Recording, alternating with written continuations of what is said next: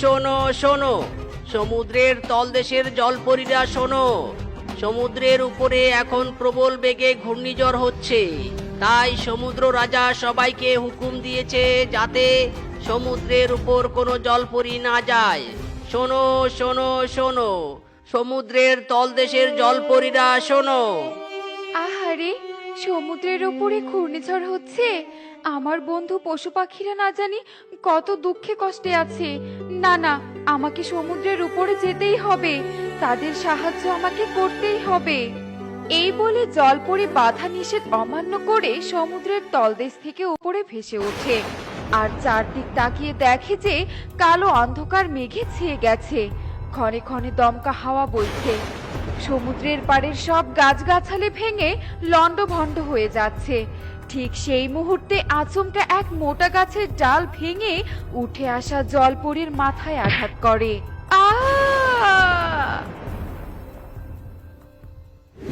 যাক বাবা, অবশেষে ঝড় থামলো। এই ঝড়ের কারণে সমুদ্রের মাছ ধরতে আসতে পারিনি। এখন যখন এসেছি একদম খলই ভর্তি করে মাছ নিয়ে যাব। এ কথা বলে জেলে যখন সমুদ্রের পাড় ধরে এগোচ্ছিল, ঠিক তখনই জেলের চোখ যায় সেই অজ্ঞান হয়ে পড়ে থাকা জলপরীর দিকে।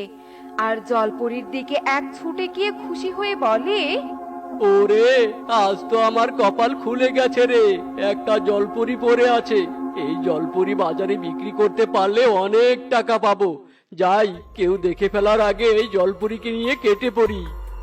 এই বলে জেলে জলপরীর লেজ ধরে টেনে হিচড়ে সমুদ্রের পাড় থেকে নিয়ে যেতে থাকে।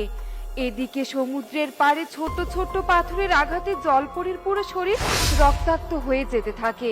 ঠিক তখনই জলপরীর জ্ঞান ফিরে আসে। কে কে তুমি? আমাকে এভাবে টেনে হিচড়ে কোথায় নিয়ে যাচ্ছ? আহ আহ ছেড়ে দাও আমাকে। জ্ঞান ফেরার আর তোর সময় পেল না। এই চুপ চুপ বলছি, চুপ। বাঁচাও বাঁচাও, আমাকে আমাকে কেউ বাঁচাও, আমি সমুদ্রে ফিরবো।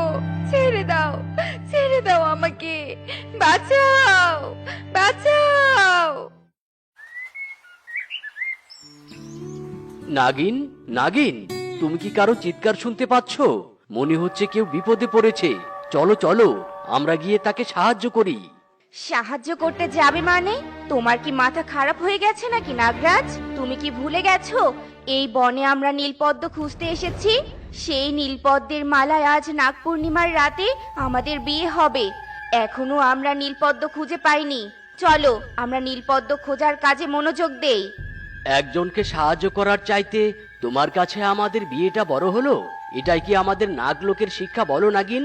নীলপদ্মের জন্য যদি এই নাগ পূর্ণিমায় আমাদের বিয়ে না হয় তবে না হোক, আমরা এর পরের নাগ পূর্ণিমায় বিয়ে করব।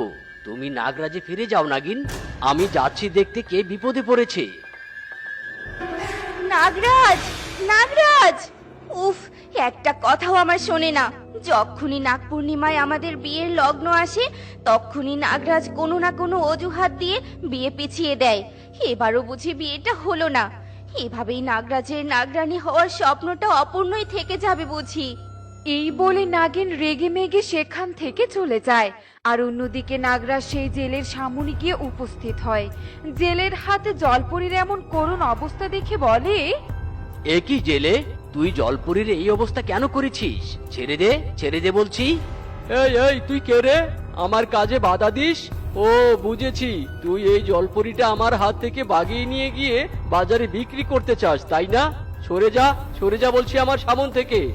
কি, তোর মতো আমাকেও লোভী মনে করেছিস? দেখবি আমার আসল রূপ। এই বলে নাগরাজ তার মানুষ রূপ থেকে নিজের আসল রূপে ফিরে আসে।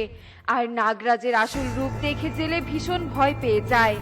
এ কি, এ তো নাগরাজ! ওরে বাবা রে! এখান থেকে পালাবি নাকি তোকে ছোবল দিব? বল, যা এখান থেকে, যা বলছি। নাগরাজ, তোমাকে যে কি বলে ধন্যবাদ দিব। তুমি না থাকতে বুঝি ওই জেলের হাতে আমার প্রাণটাই চলে যেত। নাগরাজ, জলপুরি, থাক সেসব কথা। তোমার শরীর তো ক্ষত বিক্ষত হয়ে গেছে। আহারে, বড্ড কষ্ট হচ্ছে বুঝি? তা তো কষ্ট হচ্ছেই, কিন্তু কি আর করার। আমাকে একটু দয়া করে সমুদ্রে ছেড়ে দাও। না না, এই অবস্থায় তোমার সমুদ্রে যাওয়া একদম ঠিক হবে না।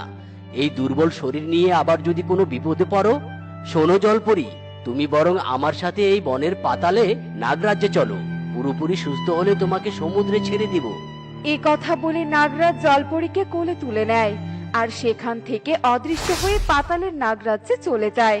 এরপর নাগরাজ্যের মধ্যে জাদু করে একটা চৌবাচ্চা তৈরি করে সেই চৌবাচ্চার জলে জলপরীকে ছেড়ে দেয়। জলপরি, তুমি এখানে নিরাপদ। যতক্ষণ না পর্যন্ত সুস্থ হচ্ছ ততক্ষণ তুমি এখানেই থাকবে। সুস্থ হলে আমি নিজে নিয়ে গিয়ে তোমাকে সমুদ্রে ছেড়ে আসব।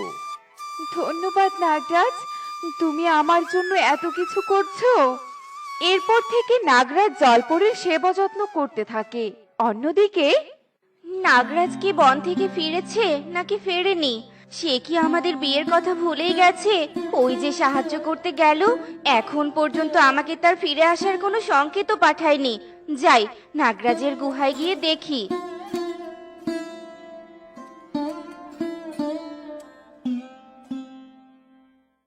নাগরাজ, তোমাকে দেখে আমি বারবার মুগ্ধ হয়ে যাচ্ছি। নাগরাজ এত ভালো হয় আগে জানতাম না। তুমি না থাকলে ওই জেলের হাতে বুঝি আমার প্রাণটাই যেত। নাগরাজকে জলপরি যখন এসব কথা বলছিল ঠিক তখনই সেখানে নাগিন চলে আসে। নাগরাজের সাথে জলপরীকে দেখে নাগিন ক্ষিপ্ত হয়ে বলে, এ কি নাগরাজ, এখানে জলপরি কেন? আর তুমি যে নাগরাজ্যে চলে এসেছো, একটিবার আমাকে জানানোর প্রয়োজন বোধ করোনি? নাগিন, রাগ করো না।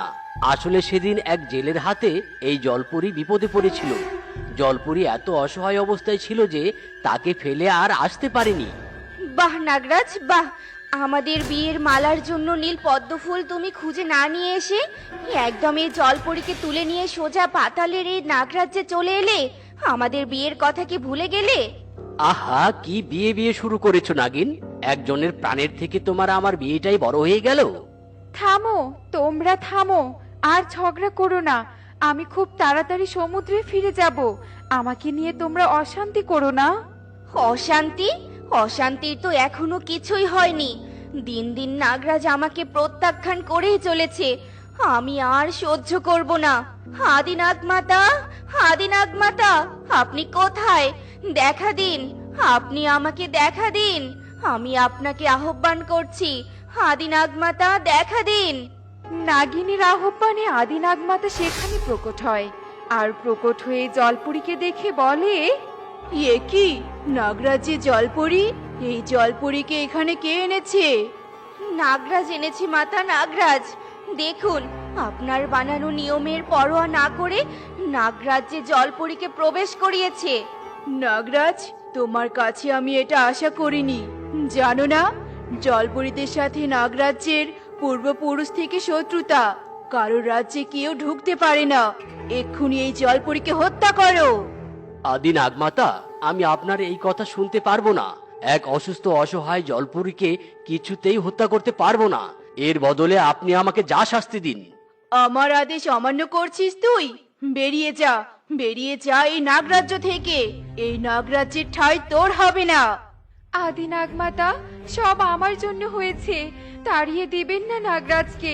নাগরাজ, আপনি আমাকে হত্যা করুন, আমার জন্য শাস্তি পাবেন না। ঠিক আছে আদি নাগমাতা, তবে তাই হোক। আমি এখনই এই নাগরাজ্য ত্যাগ করছি।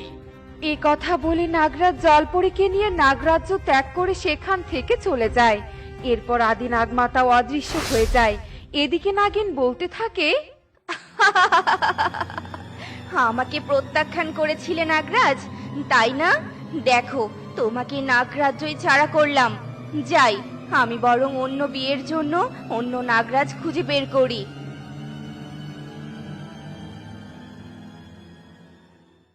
নাগরাজ, আমার জন্য কেন তুমি তোমার সর্বোচ্চ হারালে? আমি অসহায় অবস্থায় রয়েছি বলে কি আমাকে রক্ষা করে করুণা করলে? না জলপরি, করুণা নয়। আমি তোমাকে ভালোবেসে ফেলেছি, তাই তোমাকে আর ত্যাগ করতে পারিনি।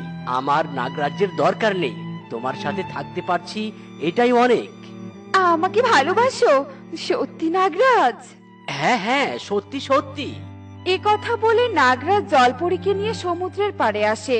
তখনই জলপরী বলে ওঠে, আমার জন্য তো তোমার নাগরাজ্য ত্যাগ করেছো, এবার থেকে তুমি আমার জলরাজ্যে থাকবে। চলো তোমাকে নিয়ে আমার জলরাজ্যে যাই। জলপরীর কথা শুনে নাগরাজ যেমনি সমুদ্রের জলে নামতে থাকে, ঠিক তখনই সমুদ্রের তলদেশ থেকে সমুদ্র রাজা উঠে আসে।